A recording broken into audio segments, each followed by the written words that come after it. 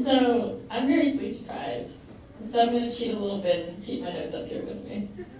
So thank you for that wonderful intro. I'm Angela. I'm a second-year psychology student.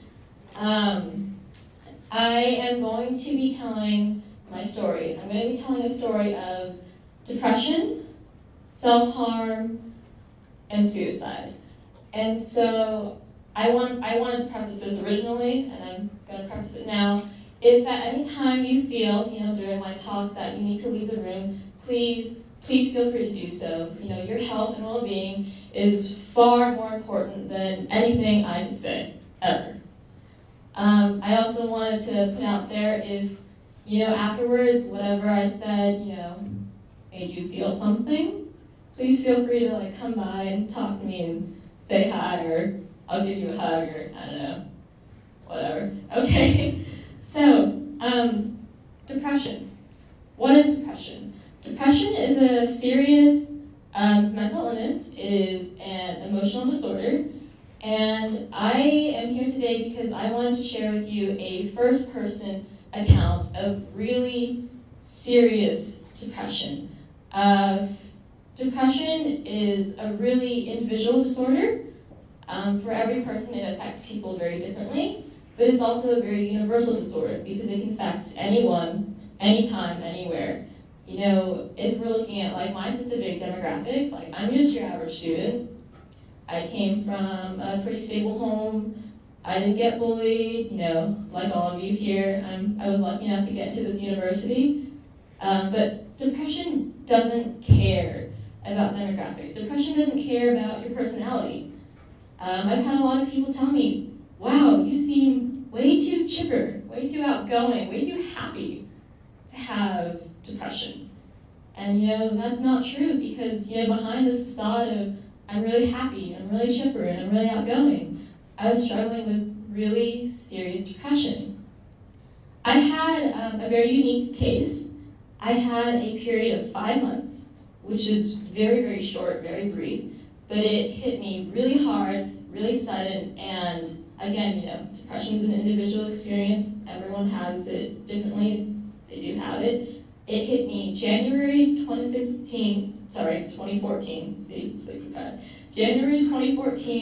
and it descended really rapidly by May 2014.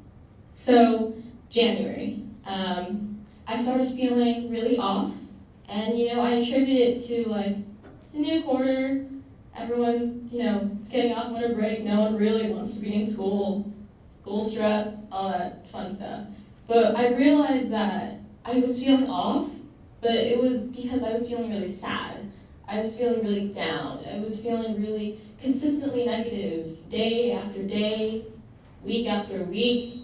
And I realized that, this is something very unusual because I'm supposed to be happy. I'm supposed to be chipper. I'm supposed to be outgoing. But I was sad. I was so sad and down that I was feeling really unmotivated to do anything. And it wasn't just this unmotivation. I didn't want to go out and be social. I didn't want to hang out with friends. Before this, I was a straight A student. I didn't want to go to class. I didn't want to study. I didn't want to do work. And it actually got to the point where I couldn't take care of myself because I didn't want to eat. I didn't want to shower. I didn't want to get out of bed. And this sounds really silly, right? Eat when you're hungry. Shower once a day. These really reasonable things, right? But I couldn't do it. No matter how I tried, I couldn't get myself out of bed to do these things, right? And this inability to take care of myself always made me feel really awful and stupid. I'm 18, I'm an adult, I should be able to eat. But no, that's not what it was, because even though you have this really logical brain that tells you, hey, go eat, the rest of you is telling you that no, you don't even deserve food. You don't deserve to get out of bed. You don't deserve to eat. And so you stay in bed, and then you sleep, and then you sleep, and then you sleep so much that no matter how tired you're feeling, because you're just fighting your own brain all the time. You can't do anything but stay in bed. And so at this point, I had lost 7 pounds in less than a month because I hadn't been eating, and I realized that, this is probably the point where I should talk to someone. I should get some help. I should, eat. And that's really, really difficult. And it's really difficult for a lot of people with, any type of mental illness, any type of mental disorder, because essentially what you're doing is you're going up to someone you trust, a friend, a loved one, family member, and shattering their perception of you, right? People thought I was happy and outgoing, so I had other choices, obviously, but I had to go to my best friend, and I had to shatter his perception of me. I had to destroy whatever he thought about me, and I had to tell him that, hey, I'm struggling with some really negative thoughts. I'm struggling with feelings that I'm worthless and useless. I'm struggling with feelings that, I don't deserve to have friends. And he was really shocked. He was very, very shocked. He kind of sat there in silence for a good 5-10 minutes before he was able to say something like, okay, well, let's go find some resources. Let's go to CAPS, the Counseling and Psychological Services Center here on campus. Let's get some help, right? And I make it sound like I was just able to go and do this, but if you ask me now, I don't know how I did it. If you ask me then, I don't know how I did it, because it's really hard to divulge this secret that you've been holding for so long about how you're feeling. But I did it, and I got connected to some really helpful resources. I got connected to counseling, to therapy, to medication. CAPS was really helpful about that. But at the same time that I was getting connected to all these really helpful resources, I was also feeling very, very pessimistic about my situation, because the depression wasn't getting any better for me. I was getting help, but I wasn't getting better. And again, depression is a very individual experience. For some people, getting into help helps them immediately. But for me, depression had hit me just so hard and so suddenly that I wasn't at a point where it could help. And so I started turning to some really unhealthy, destructive behaviors. I turned to self-harm, and I'm not going to say what I did. I'm not going to say where I did it. I'm not going to say what methods I used.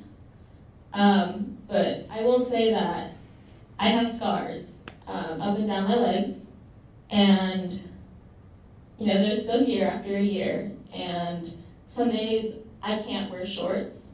Some days I can't talk about it.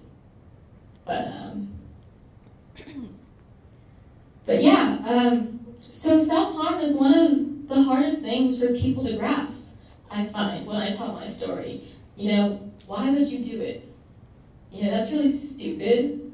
Why would you hurt yourself? That doesn't help anything. That doesn't help anyone. That doesn't help you. And you're right. Self-harm isn't helpful. It's really unhealthy. It's really destructive. But ultimately, it was a coping mechanism. It was a way to get to the next day. And it's not that I didn't have other coping mechanisms.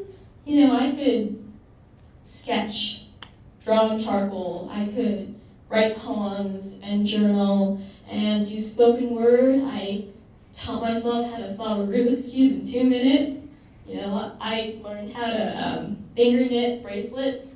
If you want one, actually, come up to me afterwards, I'll make one for you. Honestly, you can add me on Facebook, send me a message, I'll make you a bracelet.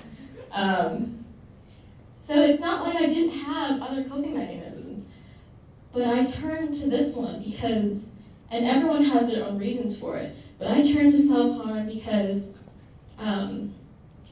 it was a way to remind myself that I was still here. It was a way to take all of this really dark emotion, all this really dark feelings about myself, and turn them into something physical, something tangible, something that I could feel. Because, you can't put a Band-Aid on your heart. You can't put a Band-Aid on your mind, but I could put a Band-Aid on my skin. I could make that something real, something that I could see myself fix. I could make it better. Another reason for me was, when you're in such this consistent negative mood, like a physical feeling, it's finally something else, and it's just, there's a lot of reasons why people do it, and they're all really dark reasons, and they all leave a really serious toll on you. In addition to the physical scars, there are, mental scars, and I don't know if they're going to go away anytime soon, but that was my experience with self-harm. And this really reached a peak March, April, around that. So just like in the middle of my 5 months. And again, this is not how depression runs for everyone. And again, if you feel that you need to leave the room, please do so. Like, I'm about to start crying up here, but that's okay. Whatever. When I really felt like I had reached the end of my road, I had been going to counseling every week. I was on medication. I had a really great, amazing support system of friends and family, just loved ones, people who were close to me, people who cared about me. Still, I was so tired. I was so tired of having to fight my own brain every single day. And April, I really started to strongly consider suicide. And I want to preface this next little bit with the fact that the media often portrays suicide as the easy way out. It's giving up. It's being selfish. And I want to tell you that for me and for basically anyone I know who've ever had any experience with suicide, it's not any of that, because suicide isn't like the first resort, right? It's the last resort. You're at the end of your road. You're so tired. You can't fight anymore. You feel so helpless, so hopeless, so worthless, so stupid, so useless, so pathetic. So why am I even on this planet? Why am I even here? Everyone would be better off without me if I was just gone. Everyone would be better off without me if I had never been born. And it's all of these really dark things. And on the one hand, I had all of these dark thoughts. And on the other hand, I didn't want to die. I really didn't. I wanted to stay. I wanted to stay for my friends and family, for the people who loved me, for the people I loved, for the people who I knew would miss me if I were to leave, to check out. But I don't know how else to convey this except that you're just exhausted and you can't fight anymore. And I really felt like I couldn't fight this depression anymore. So I had really serious plans. I had a time, I had a date, I had a location, I had the means, I had the notes. It was a very close call.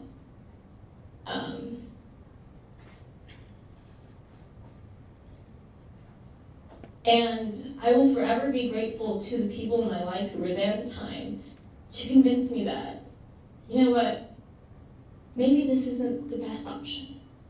And, it wasn't. But maybe we can find new ways to stay. We can find new reasons to make living worth it.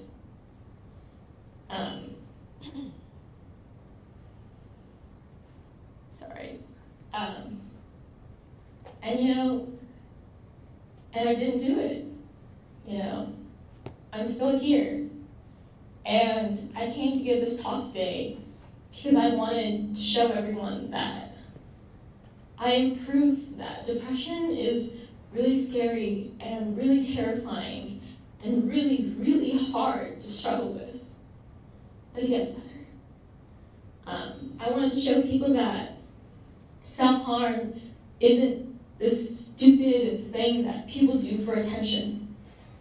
I wanted to show people that suicide wasn't the easy option. It wasn't the selfish option. It was the, I really need some relief. I really need some rest. And ultimately, I'm here to show you that it gets better. Where I am now is a lot better than where I was before. Like I said, I have scars on my legs. I have mental, emotional scars, and some days I can't talk about it. And this morning, I wasn't sure if I was going to be able to come here and talk about it. But I am here because I wanted to show everyone that it gets better. And I wanted to emphasize that I don't know if I would be here if I didn't have that really awesome support system. And so I want to take a moment to really emphasize that if someone in the room right now is struggling and no one knows, I really want to encourage you to reach out to someone, to tell someone that, you're having a hard time and you need a little bit of extra help. I really want to encourage you to not be afraid of counseling and therapy and medication. And I know there's this really massive stigma against seeking mental health care. And I want to tell you that there shouldn't be. And I want to tell you that that shouldn't stop you, because I don't care what anyone else thinks. If I don't even know who all of you are, but if you're struggling, I want you to seek out those resources. I want you to build yourself a support system. I want you to get yourself some help. And medication, right, that sounds really scary, crazy pills. Like, you have to depend on a drug to get to the next day, and that's not what it is. And I could go into the neuroscience of it. I'm not going to, but they're really just to level you out and to help you make it to the next day so you don't have to feel like I did for so long. And for me, I was really scared to get the medication because I have some other health problems, and so I would have had to get like a very specific brand, and it was expensive. Don't let that deter you, because a lot of these medications, these SSRIs, selective serotonin reuptake inhibitors, are really affordable. They're like $5 a month, super affordable. You can definitely do it. But I had to choose a brand that I didn't think I could afford. I didn't have a job. I'm here completely on financial aid and scholarship. But that's where that support system comes in. The people around me loved me and helped me, and I was able to get the help that I needed. And I want to turn now to the flip side, because I talked a lot about people who struggled like me, people maybe in the audience who are struggling, but I want to talk about the flip side, the supporters, because I realize how difficult it can be to support someone with a serious mental illness. It's not easy. It takes a toll on them, and it takes a toll on you. It's hard. But if you can do so without sacrificing your own health and well-being, I want to ask that you stick by them. I want to ask that you encourage them and stay by their side and really support them. Because, without that support system, I don't know if I would be here. Without that support system, I don't know if I would be in a place to give you this talk. And I will forever be grateful to those people. And if you help someone who's struggling, even if they can't say it right now, they will forever be so grateful that you're around. And, it doesn't even have to be a lot of work. If you're going out to eat lunch, like on the hill or on campus, shoot them a text and say, hey, want to come eat with me? Or, if you need to get some homework done and you notice that, they haven't really left the room, maybe knock on the door, say, hey, I won't bother you, but can I do homework here? Or if they're turning down all of your attempts, which is what I did, I didn't really let anyone contact me ever. It really helped.